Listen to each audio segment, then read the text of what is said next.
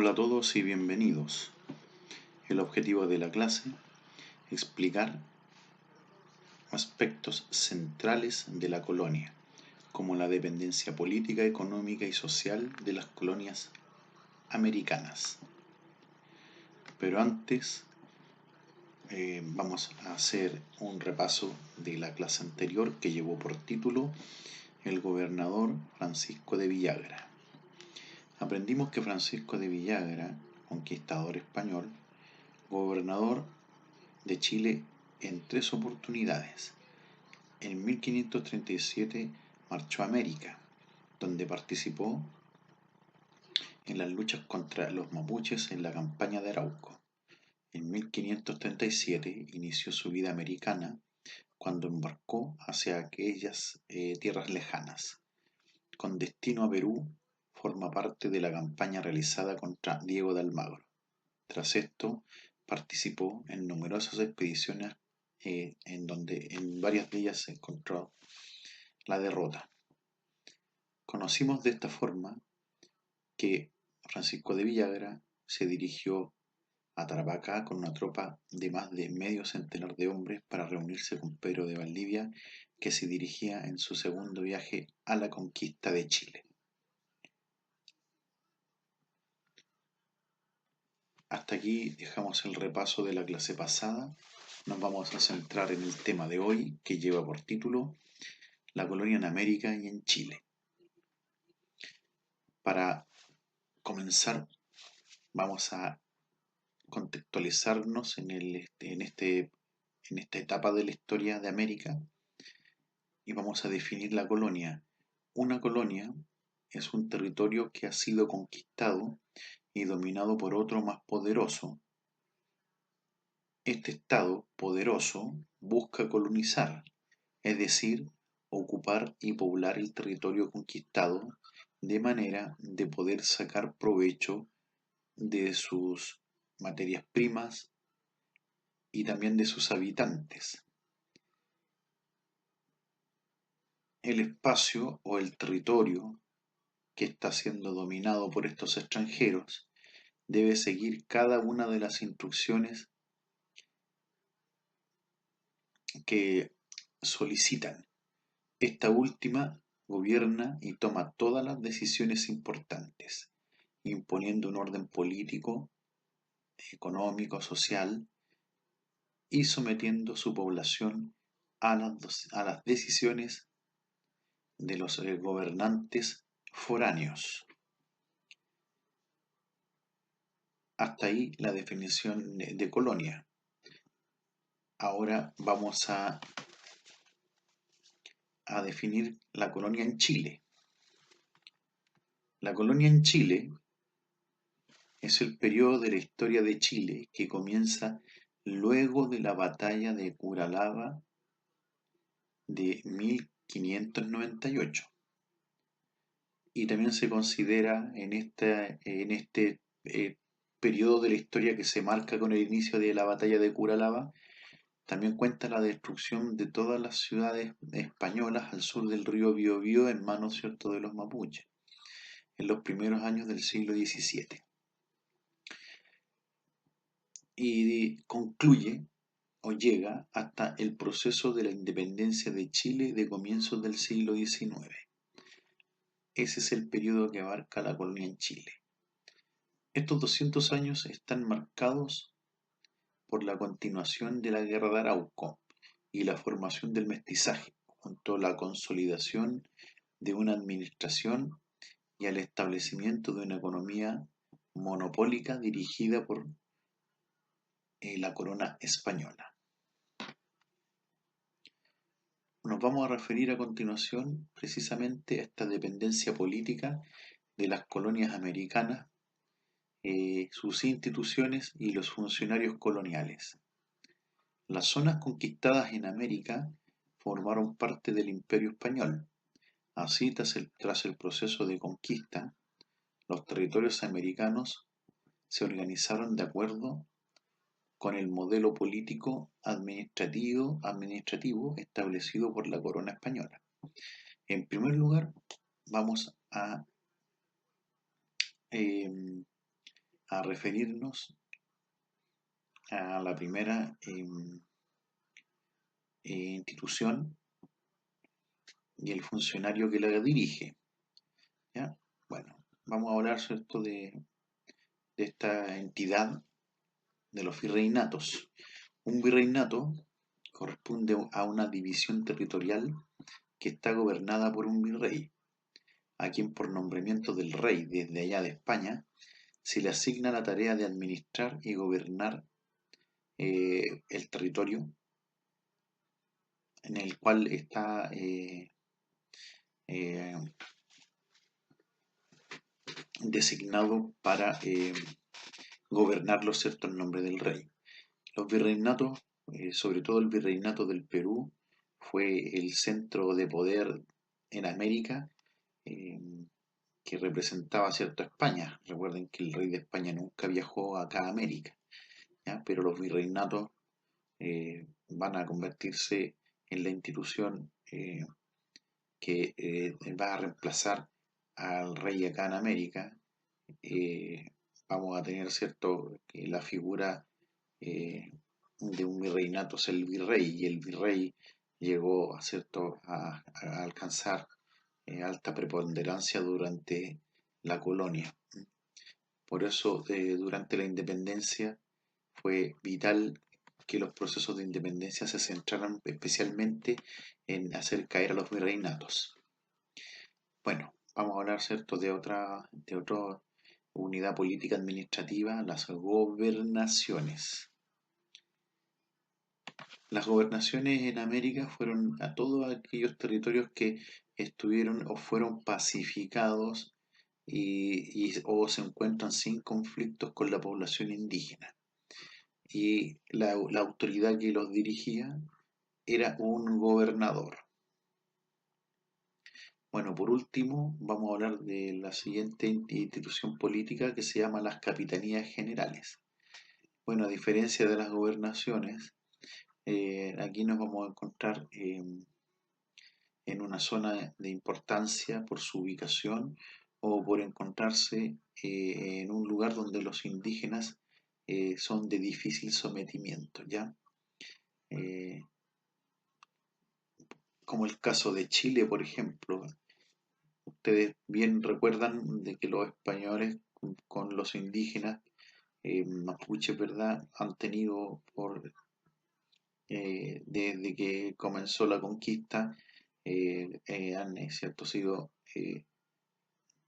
partícipe de numerosas, cierto, batallas. Recuerden que los mapuches ofrecieron una tenaz resistencia al extranjero español, y también deben recordar que los mapuches, cierto, tienen en este periodo de la historia dividido el territorio, porque ellos, cierto, toman eh, como centro, cierto, de poder el sur del río Biobío, ¿ya? El lugar que por esencia, por excelencia, los mapuches determinan o destinan para impedir, cierto, el avance de los españoles que después de, bueno, entre tanta lucha y batalla, los indígenas lograban mantener a raya, cierto, a los españoles.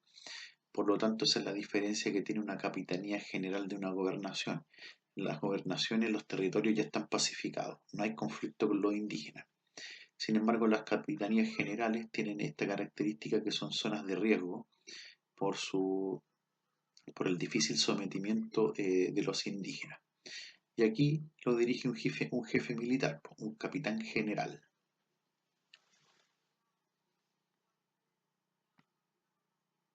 Para administrar los territorios fue necesario crear instituciones y cargos que aseguraban el cumplimiento de las órdenes de la corona española, representada, ¿cierto?, por el rey.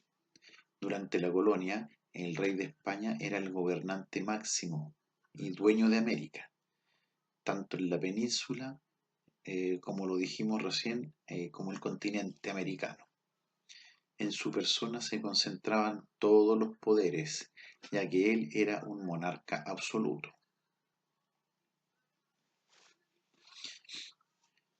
Bien, ahora nos vamos hasta aquí, ¿cierto? La dependencia política, como se pueden dar cuenta, hasta este momento, ¿cierto? En América son instaladas instituciones que muchas de ellas funcionaron en España y se replican acá en América.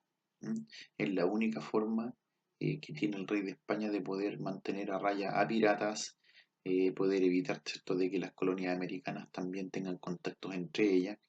eh, la introducción, ¿cierto?, de un sistema de flotas y de galeones, la introducción, ¿cierto?, de una maquinaria económica llamada mercantilista, en donde tiene como propósito la extracción de materiales, perdón, de recursos naturales preciosos, ¿verdad?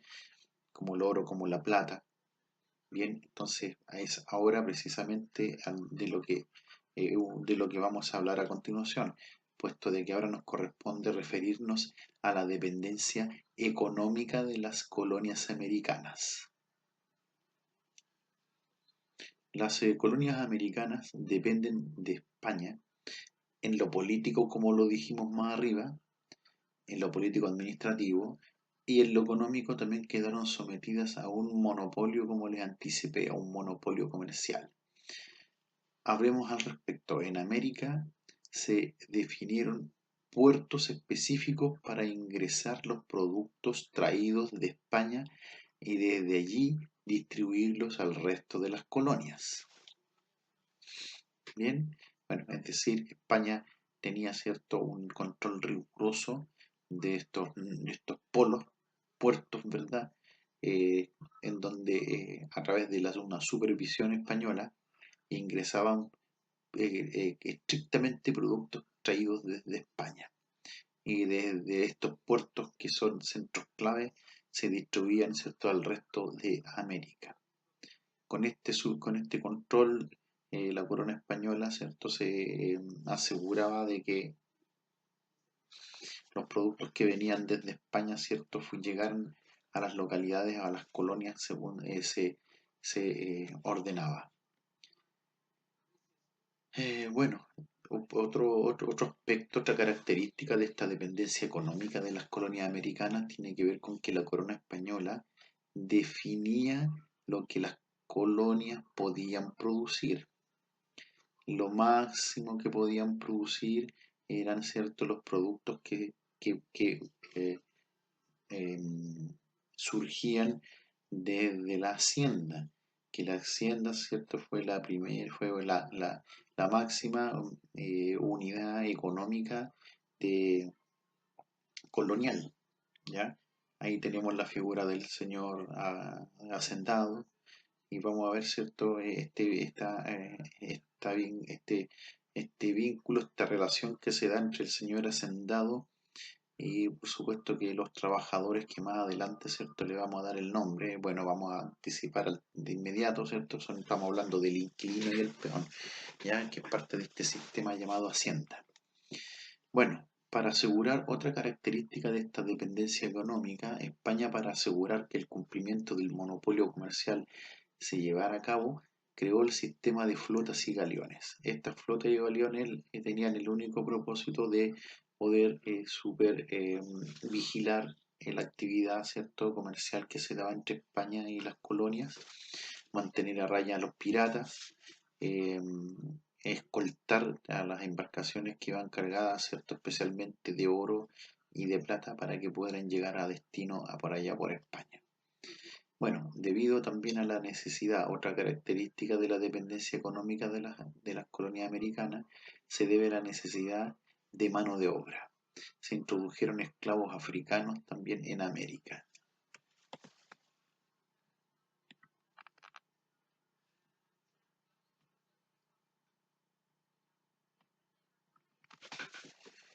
Bueno, eh, recuerden que España, eh,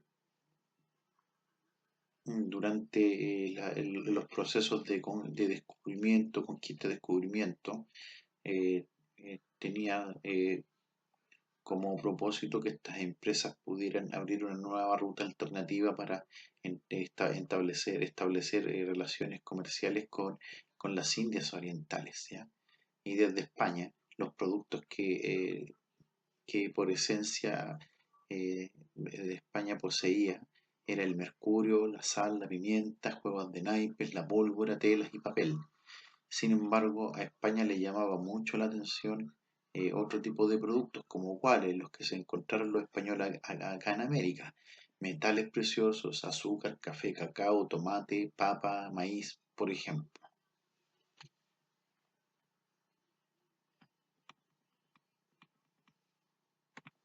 Bueno, también tenemos actividades productivas en América. Tenemos, ¿cierto?, la minería, se centró en la explotación de la plata y el oro. En ambos casos los indígenas y los esclavos fueron la mano de obra principal. En la ganadería, esta era realizada en las estancias, grandes extensiones de terreno dedicadas a la crianza de vacunos, ovejas y mulas. Y la agricultura se desarrolló principalmente en haciendas y en las plantaciones. En ella se usaba principalmente mano de obra indígena.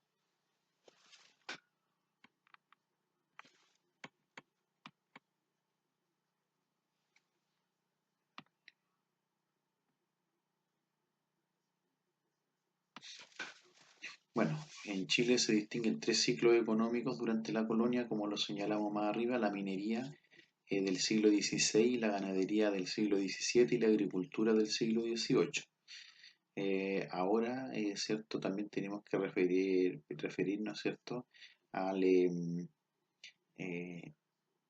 al importante rol que cumplió en la hacienda el inquilino y el peón, ¿ya? Durante el siglo XVII la hacienda fue cada vez ha adquirido más importancia como unidad económica y como reflejo de la sociedad del Chile colonial.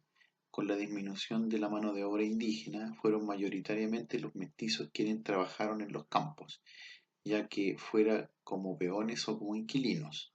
El inquilino era un trabajador libre que trabajaba en la hacienda a cambio de un pago, generalmente en ropa o especies. Además recibía una pequeña porción de tierra para su uso propio. Por otra parte tenemos el peón. También desempeñaba labores en los campos, pero a diferencia del inquilino, este no tenía apego a la tierra ni residencia, por lo que sus actividades eran específicas e intermitentes y se mantenía permanentemente en busca de trabajo. Por eso tampoco podemos hablar que su residencia o domicilio era fijo. Bueno, jóvenes, estamos llegando al cierre de la clase, pero antes, ¿cierto?, de pasar a las preguntas que tienen que responder y cerrar la clase, vamos a hacer un resumen de lo aprendido la clase de hoy. Ahora sabemos que una colonia es un territorio que ha sido conquistado y dominado por otro más poderoso llamado, ¿cierto?, en este caso, ¿cierto?, la metrópolis o la corona española. Este Estado poderoso busca colonizar, es decir, ocupar y poblar el territorio conquistado de manera de poder sacarle provecho a, a sus habitantes y a las materias primas. Por lo tanto, jóvenes, conocimos de esta forma que el Estado dominado debe seguir cada una de las instrucciones de estos extranjeros, ¿verdad? O en este caso, ¿cierto?, los españoles. Esta última gobierna y toma las decisiones importantes, imponiendo un orden político, económico y social, y sometiendo a su población a las decisiones del gobernante extranjero. Bueno, ahora ustedes están en condiciones de poder responder las siguientes preguntas. La primera dice: ¿qué es la colonia en América y en Chile? 2. Refiérase a la dependencia política y económica de las colonias americanas. Buen trabajo. Bueno, yo me despido. Vamos a cerrar la clase. Dejamos hasta aquí la sesión del día de hoy. Se agradece su interés por escuchar esta clase. Yo los dejo trabajando. Me despido y nos vemos en la próxima clase. Chao, jóvenes, cuídense.